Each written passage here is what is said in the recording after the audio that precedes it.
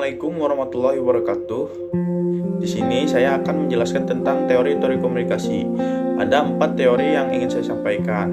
Yang pertama ada teori framing media, yang kedua ada teori konstruksi sosial media massa, yang ketiga ada teori retorika Aristoteles, yang keempat ada teori komunikasi persuasif. 1. Teori framing media.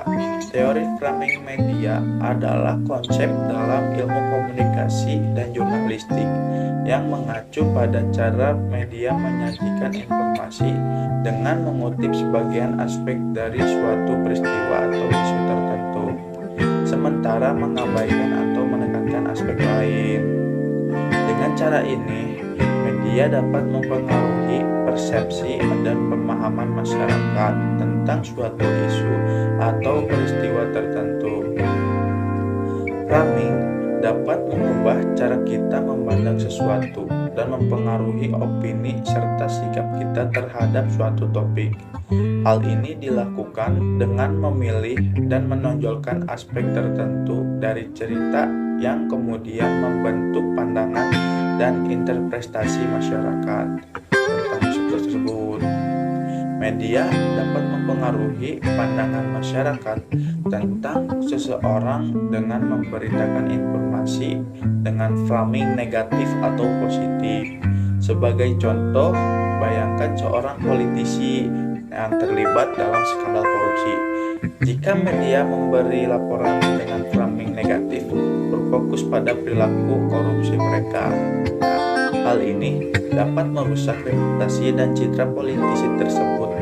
Kalau sebaliknya, jika media menggunakan framing positif, mungkin fokus pada prestasi politisi itu dalam menciptakan kebijakan atau berhasil menyelesaikan masalah sosial.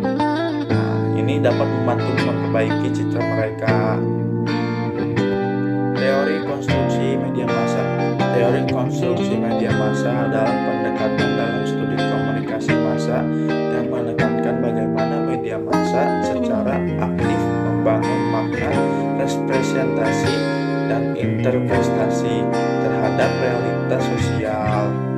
Teori ini menganggap bahwa pesan media massa bukanlah refleksi objektif dari realitas, tetapi hasil dari proses konstruksi yang dipengaruhi oleh nilai-nilai norma sosial, ideologi, dan kepentingan para pembuatnya. Secara sederhana, teori konstruksi media massa menyatakan bahwa media massa tidak hanya memberitakan fakta, tetapi juga membentuk persepsi dan pemahaman kita tentang dunia. Contohnya, pemberitahuan tentang isu-isu penting. Media massa seperti surat kabar, televisi, dan platform. Berita online menyajikan berita mengenai isu-isu penting yang terjadi di tingkat lokal, nasional, dan internasional. Berita ini dapat mempengaruhi pandangan dan sikap kita terhadap peristiwa dan masalah yang ada di sekitar kita. 3. Retorika Aristoteles.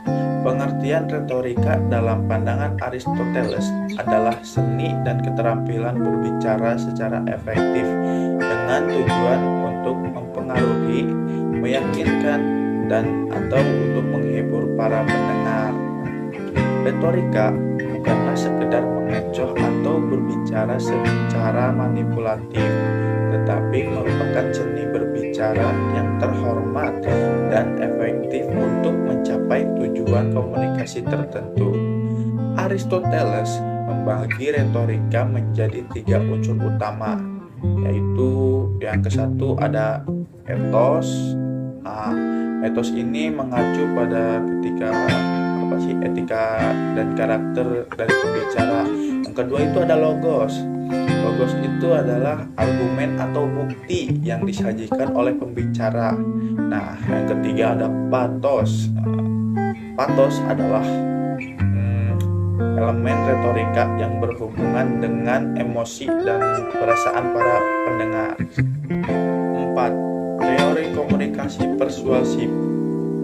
Teori komunikasi persuasif adalah kerangka kerja yang digunakan untuk memahami bagaimana pesan-pesan komunikasi dapat mempengaruhi sikap, perilaku, atau keyakinan seseorang dengan tujuan untuk merubah atau menguatkan pandangan mereka.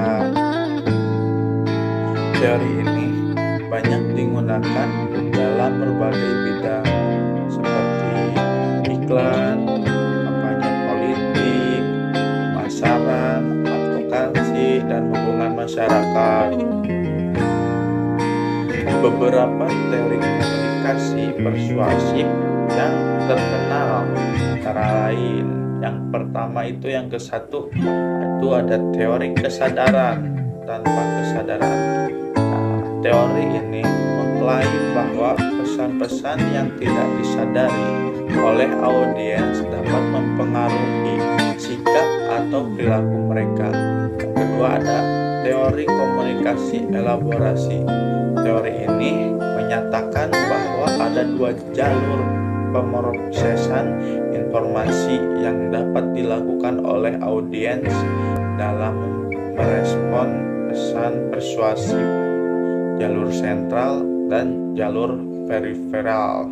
Nah, yang ketiga ada teori sikap atau attitude theory. Nah, teori ini berfokus pada peran sikap dalam membentuk perilaku. Terus yang keempat ada teori pilihan rasional.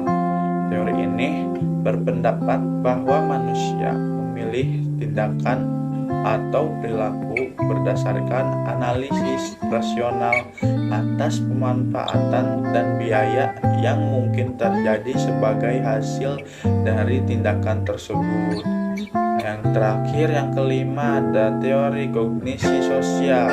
Teori ini menekankan peran pengamatan, belajar, dan pemodelan perilaku dari orang lain dalam proses persuasi.